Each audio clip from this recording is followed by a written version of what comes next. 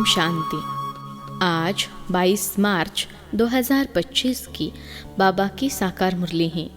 मुरली के महावाक्य हैं, मीठे बच्चे, तुम्हें नशा चाहिए कि हमारा पारलौकिक बाप वंडर ऑफ द वर्ल्ड यानी स्वर्ग बनाता, जिसके हम मालिक बनते हैं। प्रश्न है, बाप के संग से तुम्हें क्या क्या प्राप्तियाँ होती हैं? उत्तर है, बाप के संग से हम मुक्ति, जीवन मुक्ति के अधिकारी बन जाते हैं। बाप का संग तार देता है यानी पार ले जाता है। बाबा हमें अपना बनाकर आस्तिक और त्रिकालदर्शी बना देते हैं। हम रचता और रचना के आदि मध्य अंत को जान जाते हैं। गीत है धीरज धर मनुआ। ओम शांति। यह कौन कहते हैं? बच्चों को बाप ही कहते हैं। सब बच्चों को कहना होता है क्योंकि सब दुखी है, अधीर्य है। बाप को याद करते हैं कि आकर दुख से लिबरेट करो, सुख का रास्ता बताओ।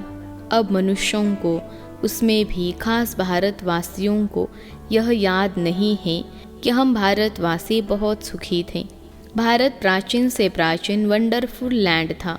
वंडर ऑफ द वर्ल्ड कहते हैं ना। यहाँ माया के राज्य में 7 वंडर्स गाए जाते हैं। वह है स्थूल वंडर्स। बाप समझाते हैं यह माया के वंडर्स हैं जिसमें दुख है। राम बाप का वंडर है स्वर्ग, वही वंडर ऑफ वर्ल्ड है। भारत स्वर्ग था, हीरे जैसा था। वहाँ देवी देवताओं का राज्य था। यह भारतवासी सब भूल गए हैं। भल देवताओं के आगे माथा टेकते हैं, पूजा करते हैं, परंतु जिनकी पूजा करते हैं उन्हों की बायोग्राफी को जानना चाहिए ना। यह बेहद का बाप बेट समझाते हैं। यहाँ तुम आए हो पारलौकिक बाप के पास। पारलौकिक बाप है स्वर्ग स्थापन करने वाला। यह कार्य कोई मनुष्य नहीं कर सकते। इनको यानी ब्रह्मा को भी बाप कहते हैं। हे श्री कृष्ण की आत्मा, तुम अपने जन्मों को नहीं जानती हो। तुम श्री कृष्ण थे तो सतो प्रधान थे, फिर 84 जन्म लेते अभी तुम तमो प्रधान बने हो। भिन्न भिन्न नाम तुम्हारे पड़े हैं। अभी तुम्हारा नाम ब्रह्मा रखा है। ब्रह्मा सो विष्णु व श्री कृष्ण बनेगा। बात एक ही है। ब्रह्मा सो विष्णु, विष्णु सो ब्रह्मा। ब्रह्मा मुख वंशावली ब्राह्मण सो फिर देवता बनते हैं। फिर वही देवी देवता फिर शूद्र बनते हैं। अभी तुम ब्राह्मण बने हो। अभी बाप बेट तुम बच्चों को समझाते हैं। यह है भगवानुवाच। तुम तो हो गए स्टूडेंट, तो तुमको कितनी खुशी होनी चाहिए, परंतु इतनी खुशी रहती नहीं है। धनवान धन के नशे में बहुत खुश रहते हैं ना। यहाँ भगवान के बच्चे बने हो तो भी इतना खुशी में नहीं रहते। समझते नहीं, पत्थर बुद्धि है ना। तकदीर में नहीं है तो ज्ञान की धारणा कर नहीं सकते। अब तुमको बाप मंदिर लायक बना रहे हैं, परंतु माया का संग भी कम नहीं है। गाया हुआ है, संग तारे कुसंग बोरे। बाप का संग तुमको मुक्ति, जीवन मुक्ति में ले जाता है। फिर रावण का कुसंग तुमको दुर्गति में ले जाता है। 5 विकारों का संग हो जाता है ना। भक्ति में नाम कहते हैं सत्संग, परंतु सीढ़ी तो नीचे उतरते रहते हैं। सीढ़ी से कोई धक्का खाएगा तो जरूर नीचे ही गिरेगा ना। सर्व का सदगति दाता एक बाप ही है। कोई भी होंगे, भगवान का इशारा ऊपर में करेंगे। अब बाप बिगर बच्चों को परिचय कौन दे? बाप ही बच्चों को अपना परिचय देते हैं।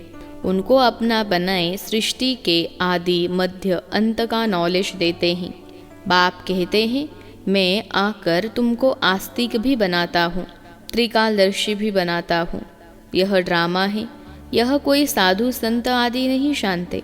वह होते हैं हद के ड्रामा। यह है बेहद का। इस बेहद के ड्रामा में हम सुख भी बहुत देखते हैं तो दुख भी बहुत देखते हैं। इस ड्रामा में कृष्ण और कृष्ण का भी कैसा हिसाब किताब है। उन्होंने भारत को लड़ाई राजाई ली। अभी तुम लड़ते नहीं हो, वह आपस में लड़ते हैं। राजाई तुमको मिल जाती हैं। यह ड्रामा में नोंद है। यह बातें कोई भी जानते नहीं हैं। ज्ञान देने वाला ज्ञान का सागर एक ही बाप है जो सर्व की सदगति करते हैं। भारत में देवी देवताओं का राज्य था तो सदगति थी। बाकी सब आत्माएं मुक्ति धाम में थी। भारत सोने का था, तुम ही राज्य करते थे। सतयुग में सूर्यवंशी राज्य था। अभी तुम सत्यनारायण की कथा सुनते हो। नर से नारायण बनने की यह कथा है, यह भी बड़े अक्षरों में लिख दो। सच्ची गीता से भारत सचखंड वर्थ पाउंड बनता है। बाप आकर सच्ची गीता सुनाते हैं, सहज राजयोग सिखलाते हैं तो वर्थ पाउंड बन जाते हैं। बाबा टोटके तो बहुत समझाते हैं, परंतु बच्चे देह अभिमान के कारण भूल जाते हैं। देही अभिमानी बने तो धारणा भी हो, देह अभिमान के कारण धारणा होती नहीं। बाप समझाते हैं, मैं थोड़े ही कहता हूँ कि मैं सर्वव्यापी हूँ, मुझे तो कहते भी हो तुम मात पिता, तो इसका अर्थ क्या? तुम्हारी कृपा से सुख घनेरे, अभी तो दुख है। यह गायन किस समय का है, यह भी समझते नहीं हैं। जैसे पक्षी चूं चूं करते रहते हैं, अर्थ कुछ नहीं, वैसे यह भी चूं चूं करते रहते, अर्थ कुछ नहीं।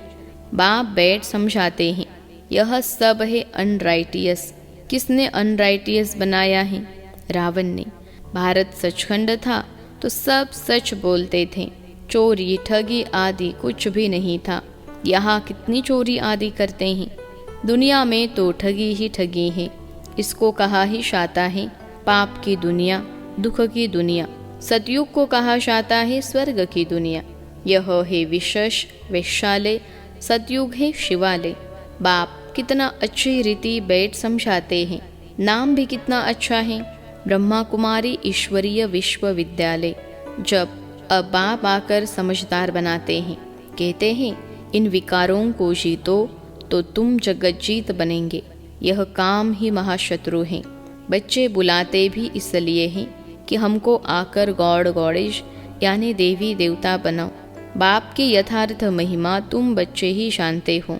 मनुष्य तो न बाप को जानते न बाप की महिमा को जानते हैं। तुम जानते हो वह प्यार का सागर है। बाप तुम बच्चों को इतना ज्ञान सुनाते हैं, यही उनका प्यार है। टीचर स्टूडेंट को पढ़ाते हैं तो स्टूडेंट क्या से क्या बन जाते हैं। तुम बच्चों को भी बाप जैसा प्यार का सागर बनना है, प्यार से कोई को भी समझाना है।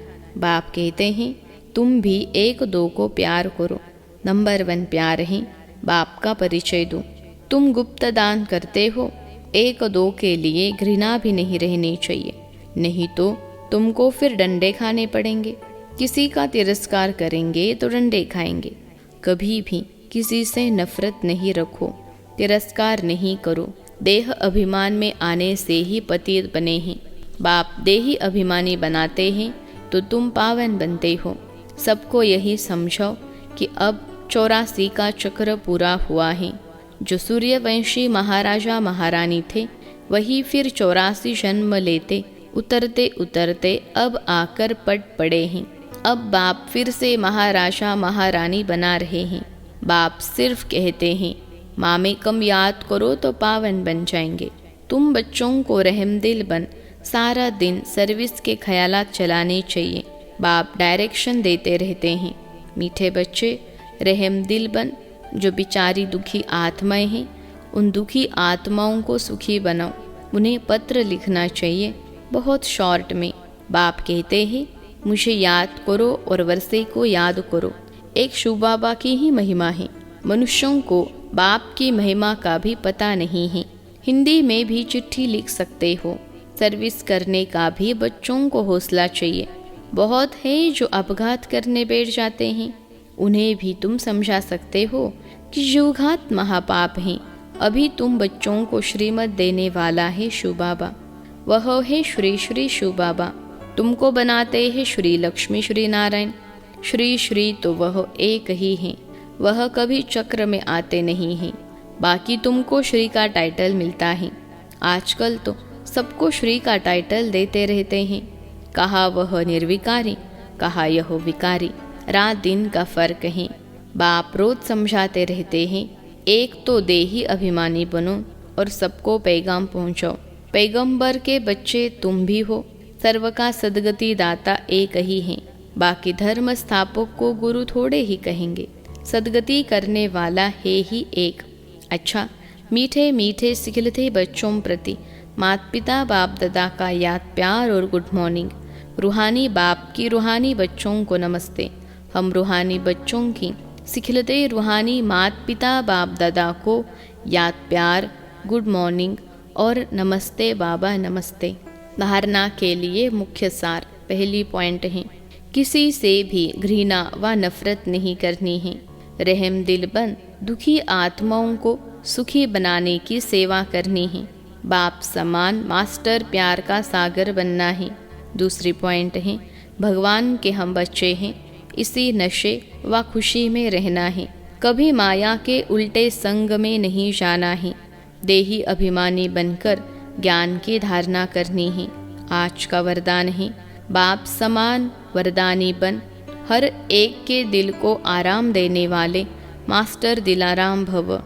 बाप समान वरदानी बन हर एक के दिल को आराम देने वाले मास्टर दिलाराम भव। विश्लेषण है, जो बाप समान वरदानी मूर्त बच्चे हैं वह कभी किसी की कमजोरी को नहीं देखते। वह सबके ऊपर रहमदिल होते हैं। जैसे बाप किसी की कमजोरियां दिल पर नहीं रखते, ऐसे वरदानी बच्चे भी किसी की कमजोरी दिल में धारण नहीं करते।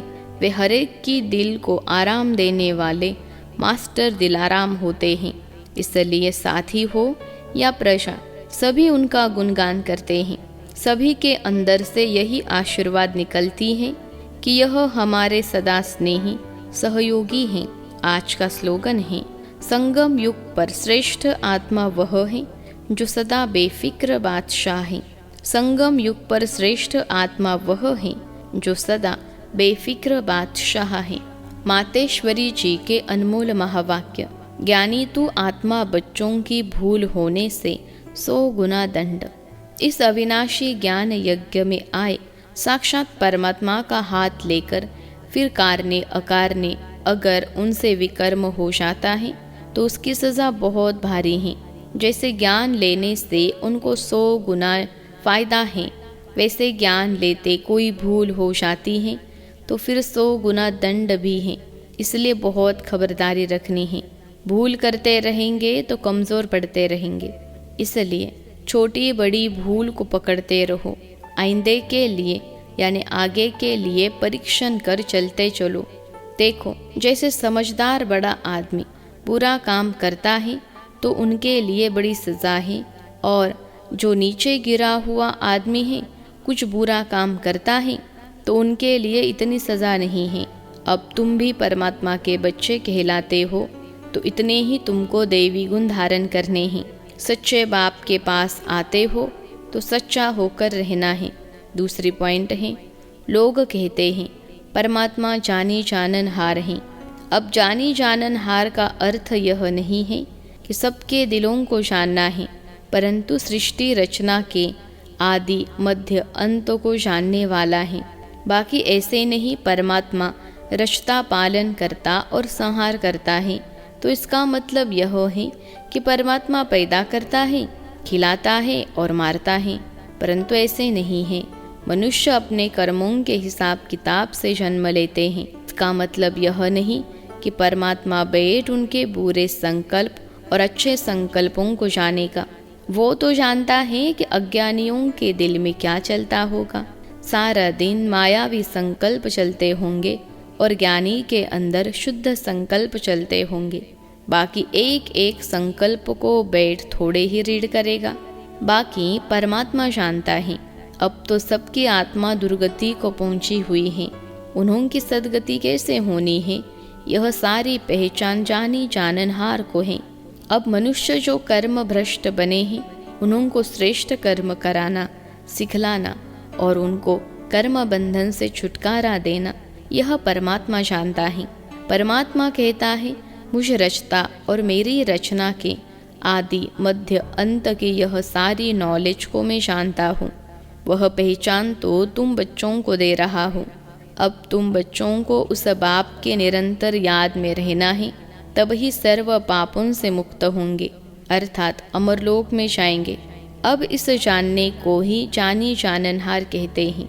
अच्छा, ओम शांति। अव्यक्त इशारे। सत्यता और सभ्यता रूपी कल्चर को अपनाओ। कभी भी सभ्यता को छोड़ करके सत्यता को सिद्ध नहीं करना। सभ्यता की निशानी है निर्माणता।